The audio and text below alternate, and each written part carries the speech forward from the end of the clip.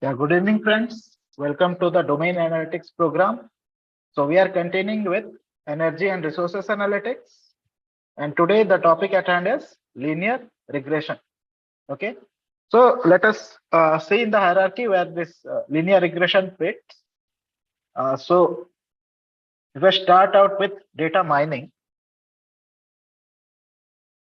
okay, this data mining, it encompasses every data science learning techniques. Okay. So under this data mining, again, we are having two kinds of learning basically. One is unsupervised.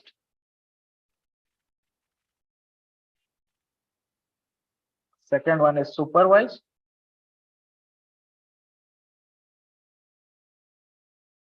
Okay, under this unsupervised again, we are having clustering, we are having association rules, network analytics, many more. Okay. Dimension reduction, various methods are we are having, but this can also be used as a EDA or pre-processing technique. Okay.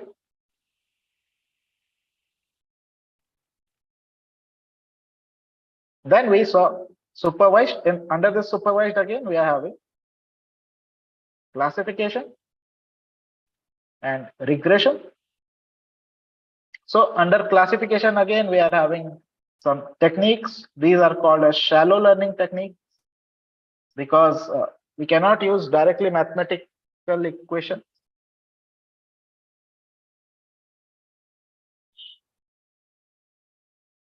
Okay, we are not having any mathematical equations involved. So we use here different methods, shallow learning methods like probability. We can, predict using probability methods. Probability. We can also use distance-based methods. We can also use rules-based methods. Okay. So classification under this, we have some algorithms like naive Bayes, KNN, decision tree. Okay, out of which naive Bayes is purely classification. KNN and decision tree, on the other hand, can also be used for regression problems. Then under regression, okay, we had already seen decision tree yesterday. Under regression, we had used decision tree regressor. So today we'll be seeing linear regression. So it is one of them, linear regression. Under linear again, we are having simple linear regression and also multiple linear regression. So we'll be seeing both of these today. Okay. Then we are having something known as logistic regression. Underlying thing here is regression only. But this logistic regression is used for classification. Okay. Underlying algorithm is regression only, but still we use this for classification. So logistic regression, we regress on the various probability values, and from this probability values, okay, we set a threshold, and above this threshold, whatever probabilities we are getting will be a single category. Below this threshold will be another category. Okay, like this we do classification using regression in logistic regression. Okay, so these are the various techniques. There are multiple other techniques also, but we'll be seeing today linear regression. So let's get on with it. So linear regression, so as we discussed, it is of two types. One is simple linear, one is multiple linear. Multiple linear regression. So linear regression, as evident from its name, linearity will be there between output and input. Basically, it will be a straight line equation. And this equation will be formed using a simple equation like y is equals to f of x, where f of x is a straight line or a linear equation. linear equation. And linear equation, as we know, is given by x to the power 1. Okay. So if we are having y equals to x to the power 1 and some added coefficient or constants, it will be a linear equation. So we'll be using this linear equation. So let's see.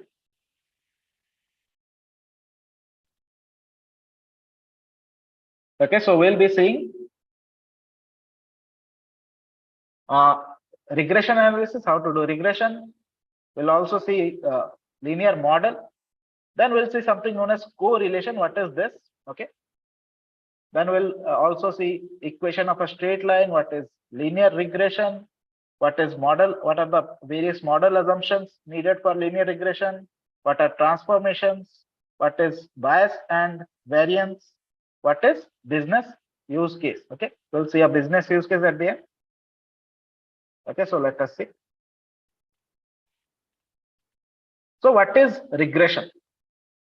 Okay, regression is nothing but it is used to study the relationship between two variables. Okay, so if it is simple linear, we know we are having just one x and one y. So in this, we are just trying to find the relation between x and y. Okay, between two variables, we are trying to find the relation. Okay, now this relation can be represented using a mathematical equation. Generally, this equation is represented by y is equals to beta 0 plus beta 1x plus error, where beta 0 is the y-intercept, beta 1 is the coefficient of x or also slope of this predicted line. So let us see. Now, if the dependent variable is numerical, okay, if x is numerical and if y is numerical and x is categorical, so we should use something known as ANOVA or analysis of variance method. Okay, or we can just create dummies. We can create dummies for x and follow. Okay, so few of the examples let us see for regression. Okay, this is analysis of variance. Let me write it down. Analysis of variance. Okay, so yeah, some of the few examples, simple examples for regression. If you see, testing if IQ affects income or not. Here IQ is the input, independent means input variable, and income is the output variable. So here we are trying to find directly if income is dependable on IQ or not. Okay. Next, this is an example. If we find this, if we find a regression, relation between IQ and income, we'll find a straight line, and that will depict linear regression between them. Also, testing hours, if hours of work affects hours of sleep or not. Okay, if the hours of work, so if we are working more hours, is it affecting our sleep hours or not? Okay, so that also can be tested using regression. Also, testing if the number of cigarette smoke, it affects blood pressure or not. Definitely affects. It has been proven also. So this will also show you a linear relationship. Okay, this we can find using regression analysis.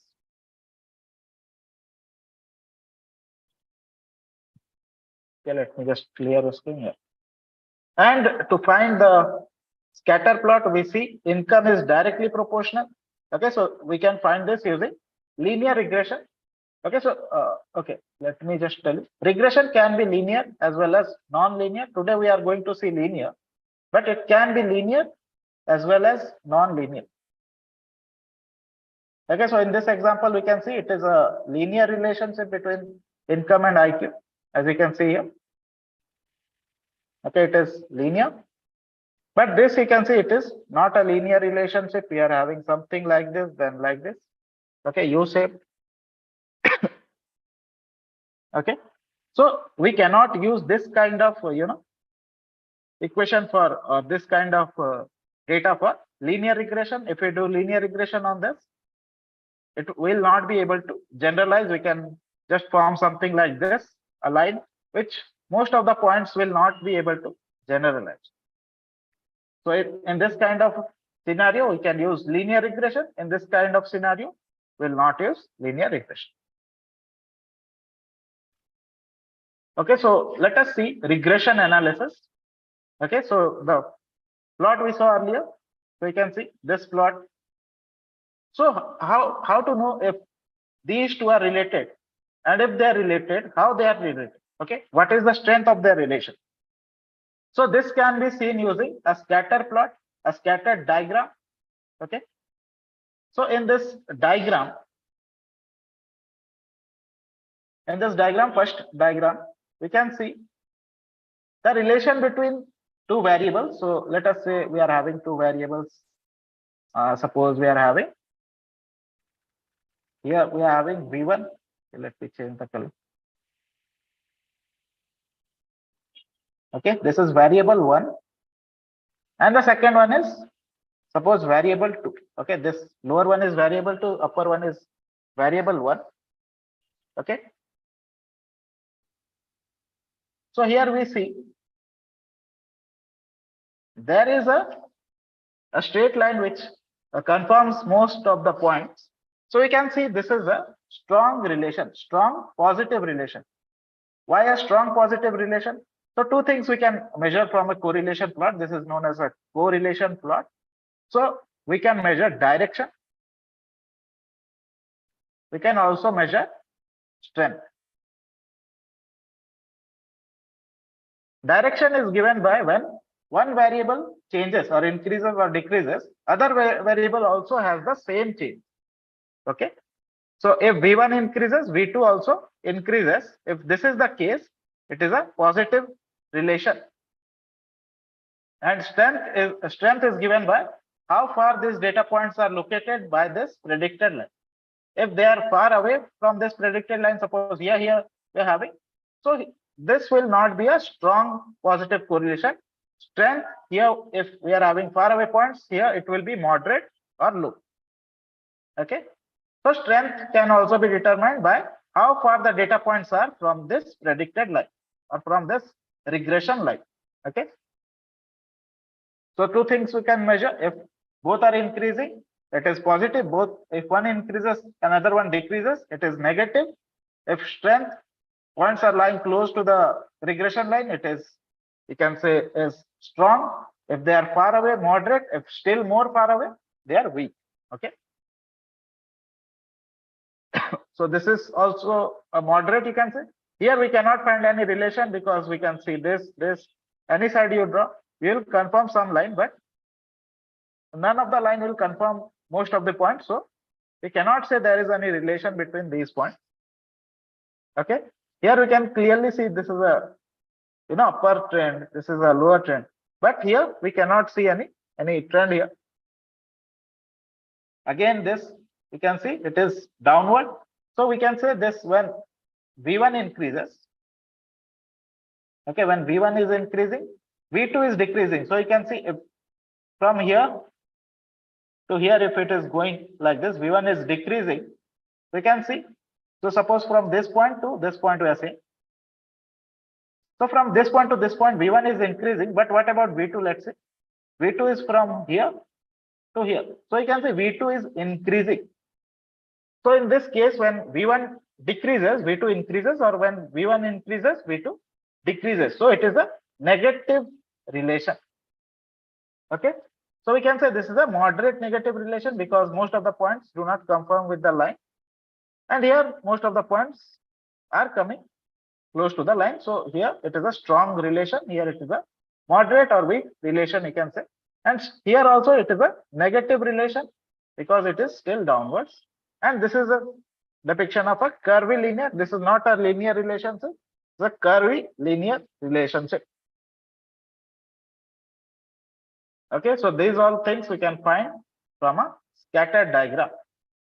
Okay, so from a scatter diagram we can detect, from a scatter plot we can find correlation.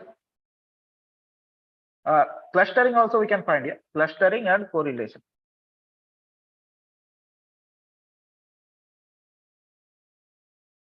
Correlation. Okay, and from this correlation, two things we find: direction and strength.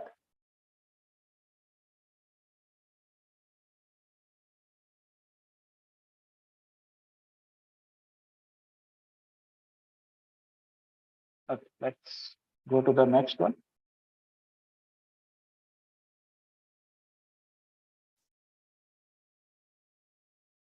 So linear model. Okay, if you're thinking about linear model, linear regression.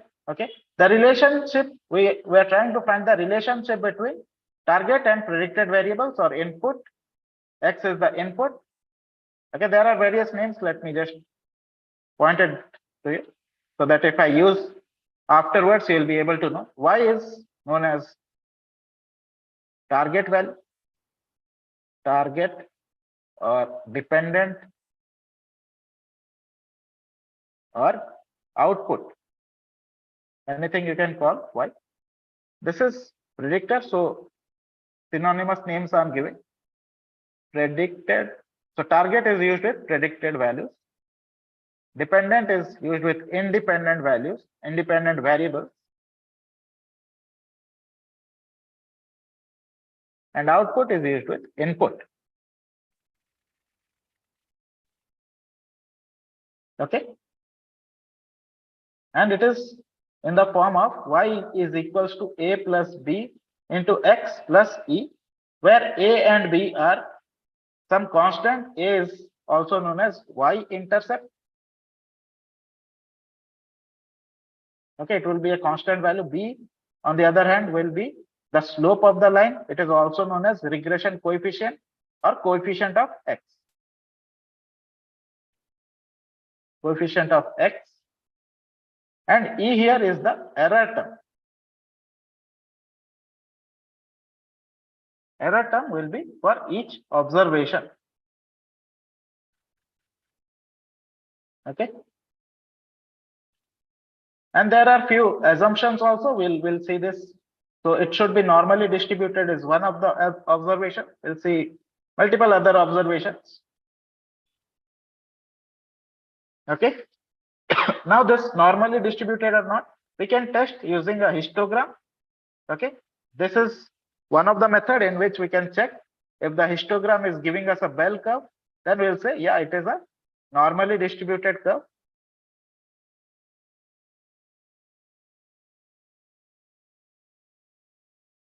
Distributed curve. But the most used is our QQ plot, quantile plot, which is a comparison, you can say model, in which we will measure the quantiles of our curve with the quantiles of a normal curve. And by that we can find if our curve is normal or not. Okay, if it is a straight line, if we are getting a straight line, then this plot, our plot will be also a straight or a linear regression line. Oh, sorry, normal line, not a linear regression. It will be a normal line. So errors we are trying to find are, normal or not. Now this correlation analysis, okay, this measures different degree of linear relationship between two variables. Okay, correlation coefficient. Okay, this correlation coefficient represented by the small r will be in the range of -1 to +1. -1 and +1 show perfect correlation, where -1 is the perfect negative correlation, +1 is the perfect positive correlation, and 0 shows no correlation. We cannot find any correlation if r is equals to 0. And this correlation coefficient is given by this formula. Okay, you can note it down. Next, ordinary least squares. Okay, ordinary least squares is a technique by which we can find the regression line. Okay, it is a common technique for estimating coefficients of linear regression equation, which describe the relationship between one or more independent variables and a dependent variable. So relation between y and various values of x's. If multiple x's are there, then multiple values of x will be given.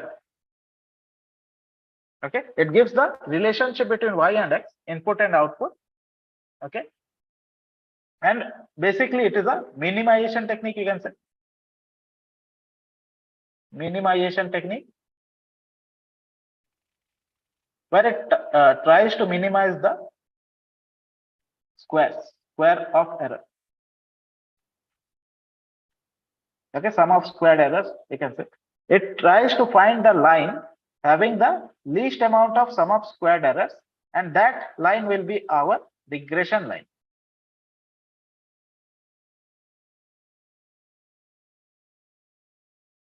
Now, one thing to note here is this regression line. Okay, these are original values, y values, y0. If suppose this is x0, the corresponding value of y0 is here. Suppose if you are having this line, this point, suppose we are having a point x0 and y0 point. Okay, this y0 has a predicted value here. Suppose this is y0 cap. Okay, so this y0 cap and y0, this value is the error term. So it is already written here, you can see. Error term is nothing but y minus y cap. Okay, this is error. So here we are trying to minimize this error. Okay, so we can form multiple lines here, like this, like this, like this. Okay, multiple lines can be formed here, but we are trying to find that line only which will give us the least error, least square error. Okay, so that is why name is ordinary least squares. Okay, so this error you will find for everyone, and you will sum over all the errors, and then this sum, whichever line is giving the lowest sum of these errors, will be taken as the regression line. Now, once this regression line is found out, this is our predicted line, and this, by finding out this regression line, all the beta values will be found out, where betas are y is equals to beta 0, which is the y-intercept, plus beta 1 x, which is the coefficient of x1, plus beta 2 x2, which is coefficient of x2, like this, up to coefficient of xn. Okay, we'll find all these beta values using this OLS.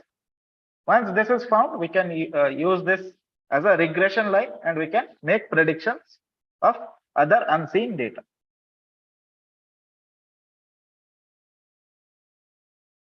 Okay, so in simple linear regression evaluation, we can use various methods for evaluation. One is error calculation. Okay, we can evaluate by the help of errors. We also have something known as R squared, which is also known as coefficient of determination.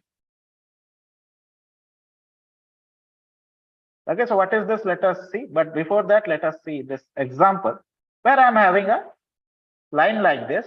I'm also having a line like this, suppose. So out of this, if we see, the slope of this line is more. Okay, and as y is equals or directly proportional to, we can say, beta 1 x.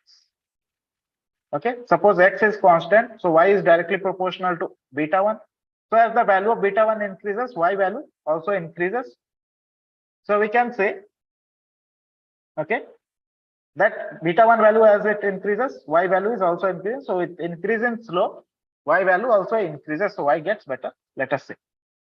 Okay, but y also depends on sum of squared errors, SSC, because this line is dependent. This regression line we find out by minimizing this value, sum of squared errors. Okay, so here we are having two things. We also want to find the best regression lines. Okay, and the line should also be having a good slope value, or this beta values should also be a good. So basically here we are trying to find the right fit model. Okay, and right fit model is measured by R square value. Right fit model if we see R square value should be greater than 0.8, okay, to call it a good model. Now this R square value, it differs from 0 to 1, okay, and above 0.8 it is said to be a good model, and 0.6 to 0.8 we can say it is a moderate, and below 0.6 it is a poor model. So you can see these values are written 0.65 to 0.8 moderate, above 0.8 is strong, okay. So R square, okay, let us discuss about this R square. So R square, it is a culmination of two properties. One is regression line and other is also sum of squares.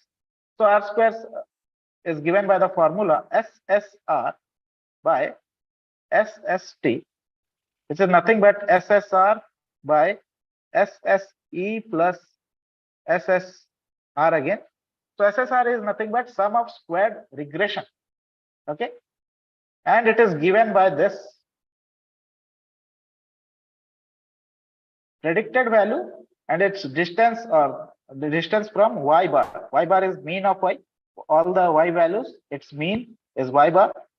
So we try to find all of these values for all the data points and we calculate this value, okay, sorry, this value. It is also known as measure of explained variation, okay. We also find this SSE, which is y minus y cap. We have seen this earlier. These are all measures of unexplained variation, okay. So both of this we find and we use this to find the R square value, okay. So this is also an evaluation. It shows if model is fitting or not, okay. If it is more than 0.8, it is a good fit. If it is between these two, it is a okay fit, and if it is below 0.6, then it is not a good fit.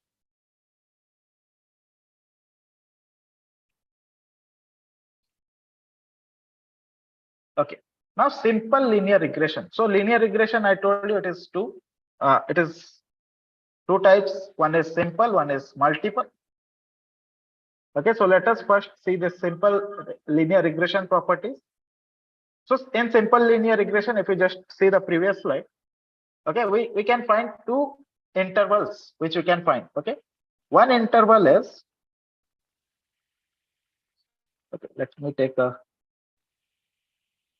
space here. Let me create a space here.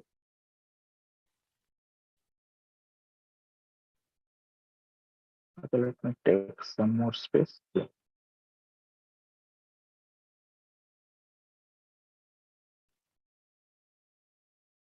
Okay, so if we are having a line like this, x0, suppose we are having, and corresponding value of y0.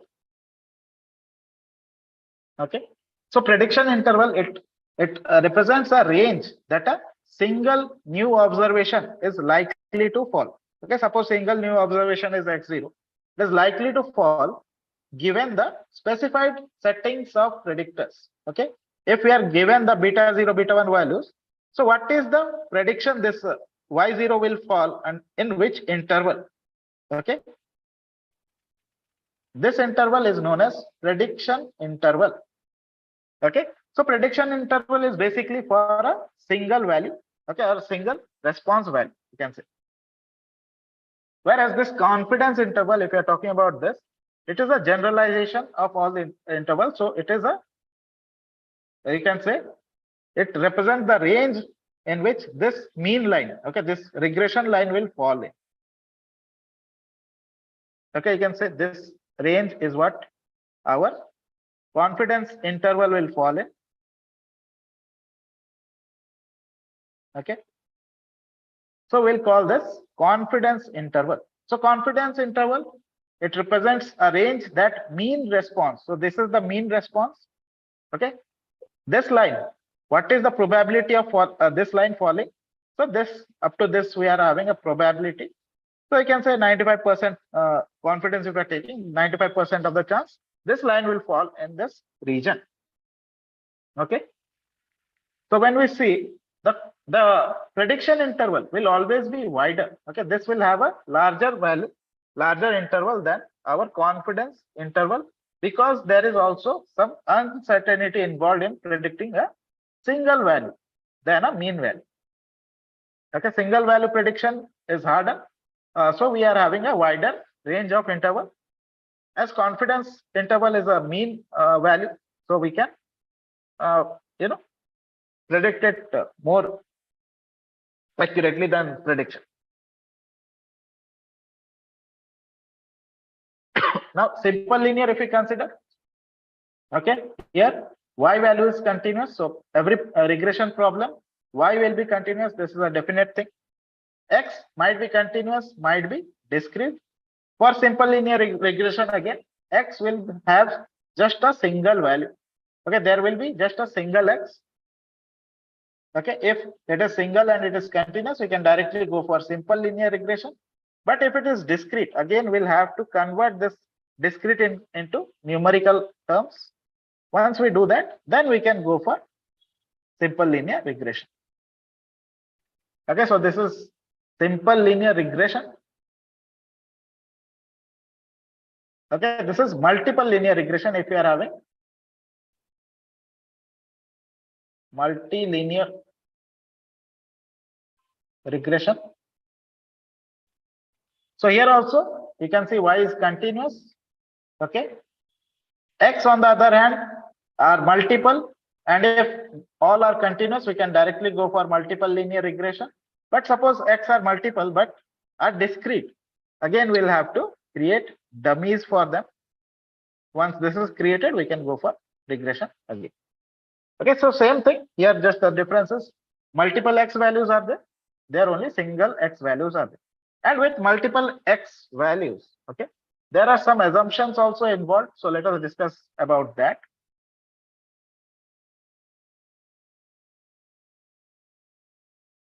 Okay, so let us see this model assumptions. So our multiple linear regression is given by this formula.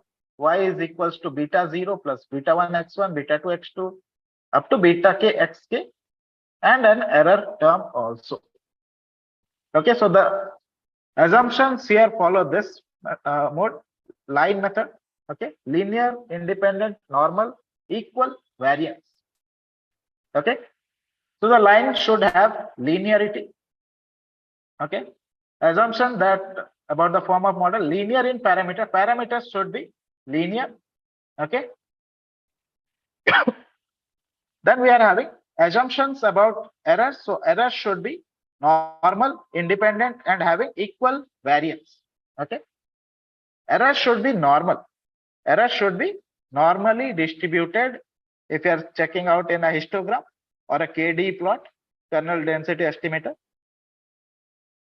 Also, if you are checking in a QQ plot, it should come as a straight line. Okay, this is one of the assumptions we are having. Errors will be a straight line. It should be a normal value.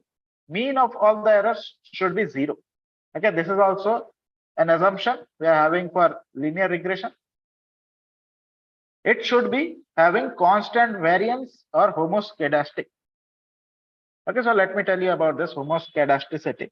So residuals, if we plot against predicted values, okay, we plot, this residuals should come in a range.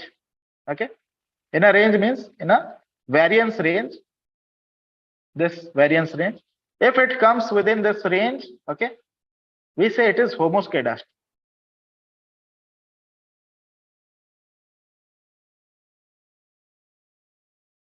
Okay, if suppose this is not in a, in a range, it is something like this or something like some other shape. Okay, not a straight line shape. Suppose something like this we are having, data points are lying in this shape or this shape.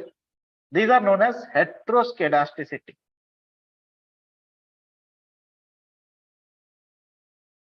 Okay, to correct this again, we'll have to do some kind of transformations. Otherwise, this cannot be corrected. Okay, so we should make sure we are having a constant variance. Okay, if there is no constant variation, we are having heteroscedasticity problem. Okay, these are some problems which we need to correct. Also, the errors should be independent of each other. They should not be dependent. Means if we do a scatter plot, no relation should come up. Okay, if they are having relationship between each other, if they are not independent, it is known as the autocorrelation problem. So this we'll have to again correct. Okay, so two errors, we can have two errors. One is heteroscedasticity and autocorrelation problem. We can have two problems in errors. Also, the predictors, they should be non-random. They should not be random values. Also, errors should be measured without error. Okay, and errors, this predictor should be linearly independent of each other. All the input values should be independent of each other. Means input 1 versus input 2 should not give us a straight line. Again, in scatter plot. Okay, and if there is a straight line relation, or we are having a relation between both of them, it is known as a collinearity problem. Okay, so these are various assumptions we take for a linear regression problem. Now this error variable, okay, this is a very critical part of regression model. Okay, the probability distribution of error should be normal. This is one of the things which we should remember. And a mean of the error should be 0. This also we saw. Standard deviation of error is SE for all values of X. Okay, standard deviation of error. Also, set of errors associated with different values of Y are independent. Okay, so errors should be independent of each other.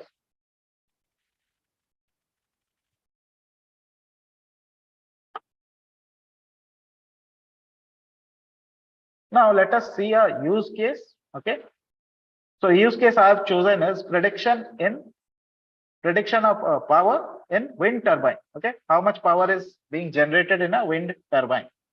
Okay, so the wind turbine, okay, they are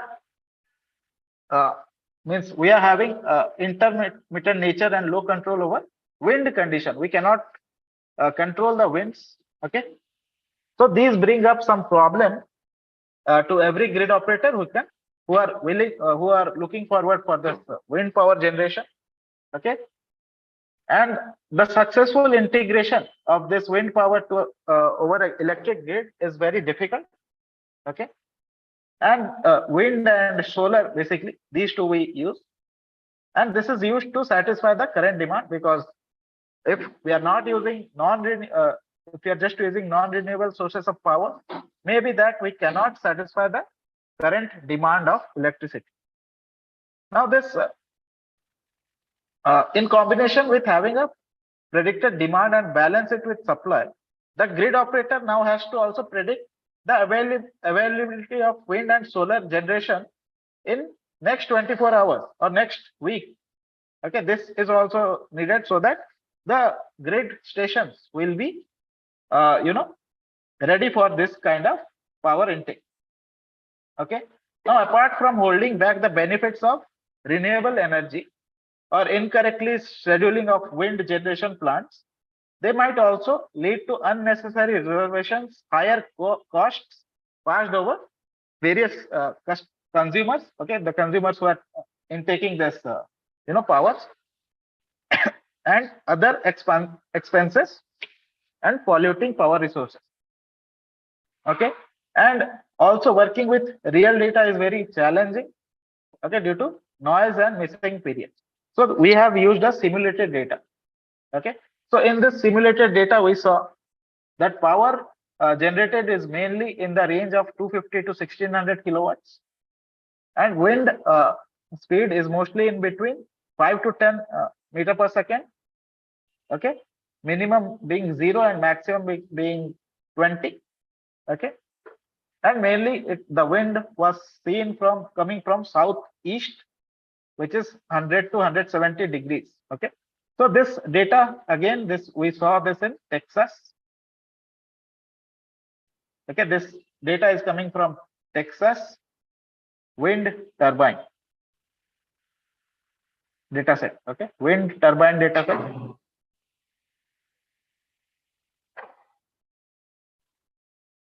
Okay, from this we saw power generated was in the range 250 to 1600. You can see here, and wind speed was in the range of 5 to 10, and degrees we saw wind degrees is from southeast and mainly in between 100 to 170 degrees. Okay, pressure and temperature also we had seen. So pressure around 0.987 to 995, and temperature around 19 to 27 air temperature.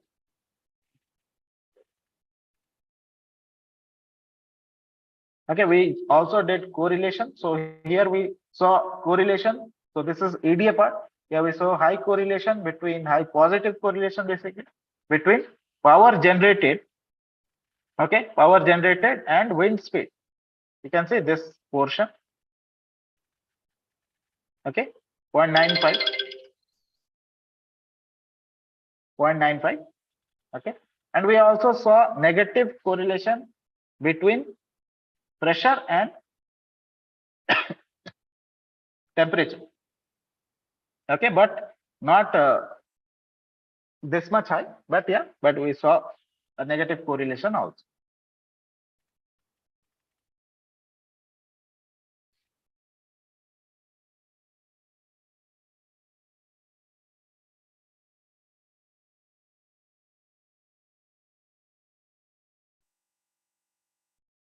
Okay, and after doing the regression, we saw this. Okay, actual versus predicted value. So it was fairly matching our actual values, this predicted value. So actual values, the orange lines are represented by the actual values. Blue lines are the predictions. But we could see we were able to match the patterns, but still the accuracy was not that good. Okay, but we also saw with various other models accuracies were greater than linear regression. So basically linear regression will be able to fit if data is linearly set. If it is not linear, it will be hard for linear regression to predict the data. So let's see this in coding. Let me open the coding part.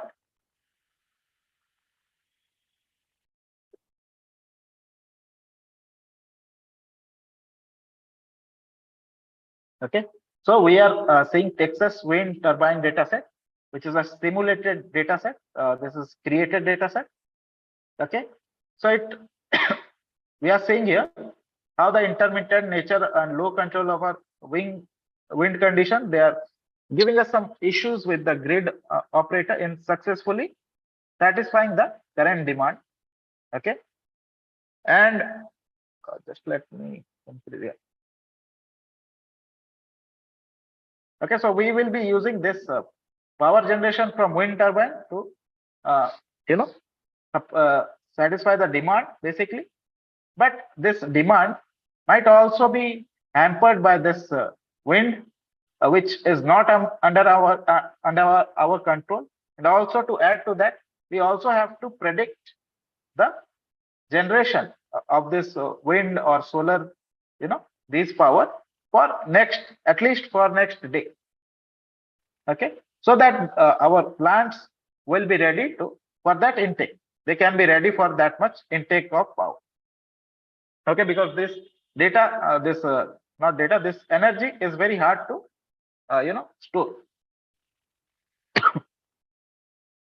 Okay, now this data set details, if we say this is a data set where we are having a full year hourly time series data, which is simulated using National Renewable Energy Laboratory software for a location in Texas, US. Okay, and it has perfect data completeness, means there is no noisy data, and other challenges that hinder the forecasting task. Okay, so it is made to help us see the results. Okay, maybe with real data set we'll have some noisy data which will not be able to find our objectives. So this data set contains various weather features that can be analyzed using predictors. Okay. So here wind turbine details we are having. So rotor diameter of this wind turbine is 111 meter. Rated output is 3600 kilowatts. Hub height is 80 meter, and it is a single wind turbine.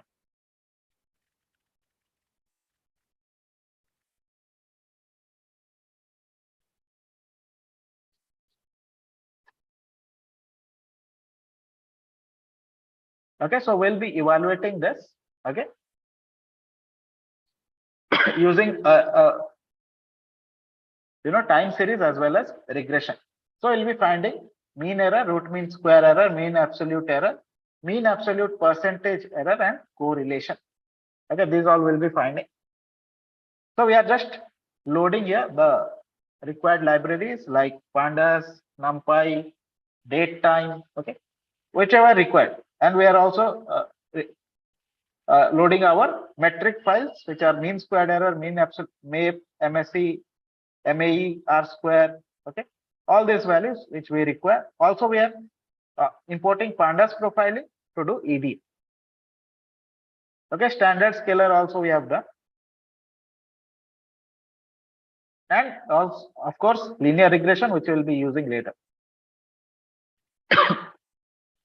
Okay, so I have loaded my data set here. Okay, and I have converted all the date time into correct format, first of all. Okay, so this is the data I'm having, where I'm having the timestamp, okay, the date at which this was recorded, then power generated, which will be our output column, wind speed, wind direction, which is the degree of wind coming, pressure, and air temperature. Okay, pressure in atmosphere and air temperature in degree centigrade. Okay, so this is the data we are having. So 24 days data we can see here. Sorry, 24 hours data, not days. 24 hours data we can see here. And this is the info. So we can see all are having no null values are there, all are having values. And describe, if we do, we can see the values. Okay, count, how many count are there, what is the mean of each column, what is the standard deviation of each column, what is the minimum value, what is 25% quantile value, 50% quantile value, 75% quantile value, and max or 100% quantile value. Okay, under data exploration, we use Pandas profiling.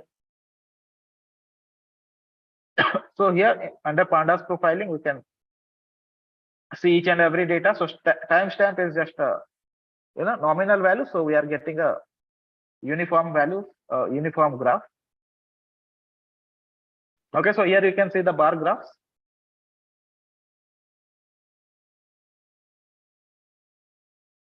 Okay.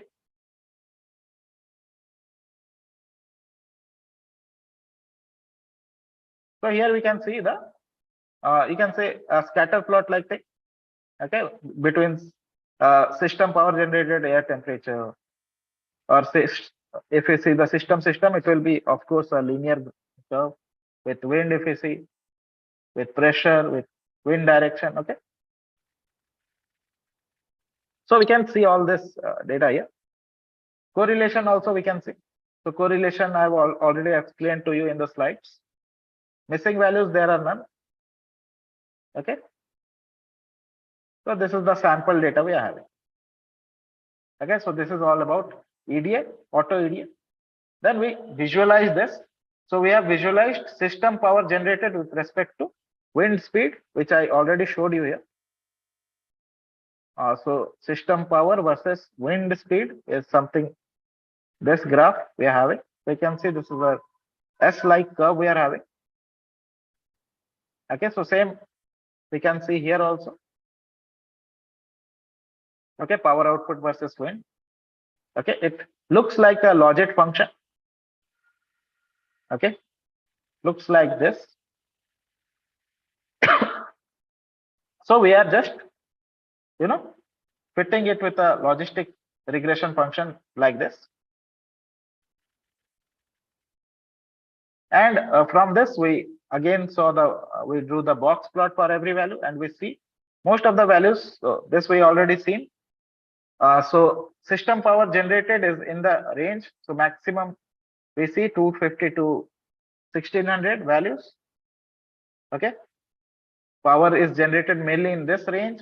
Wind is generated mainly between 5 to 10. Okay. And this southeast degrees we can see it is between 100 to 170 degrees only. We are getting the winds from majorly. Also pressure and temperature we have seen. So this also we saw in the slides. Again, we also saw the correlation graph in which we saw wind speed and system power generated are highly correlated. Okay, this is between input and output, so it is okay. Again, pressure and temperature are also negatively correlated. We also saw this.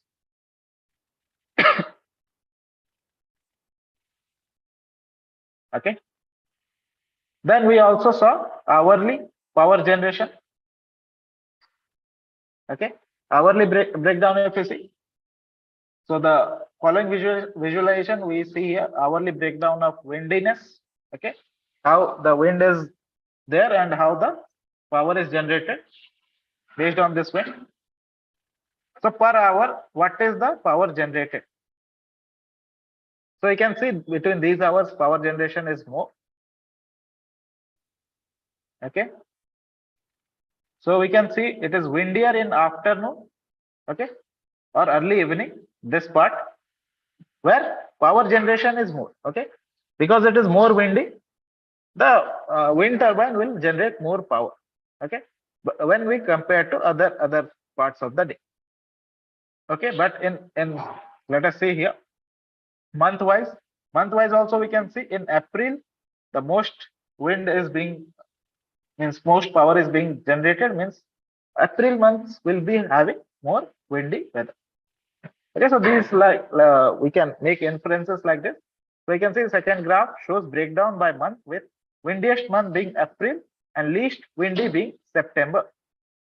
Okay, and the daily values, if we draw a daily value, it will so, of course it will show a lot of fluctuation. Okay, so you can see in this, we can see the values are lesser for these times and more for these times.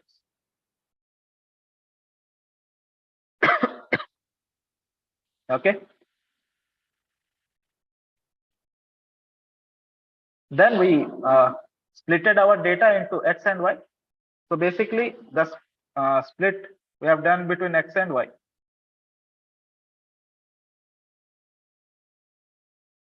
Yeah, but we cannot split our data according to random splitting. We cannot do. Okay, so we had done stratified splitting. So basically, our data is timed data, so we cannot split our data. Means randomly, we will have to split it sequentially. So that is what we have done. Okay, so you can see our data is splitted sequentially. Okay, once this split is done,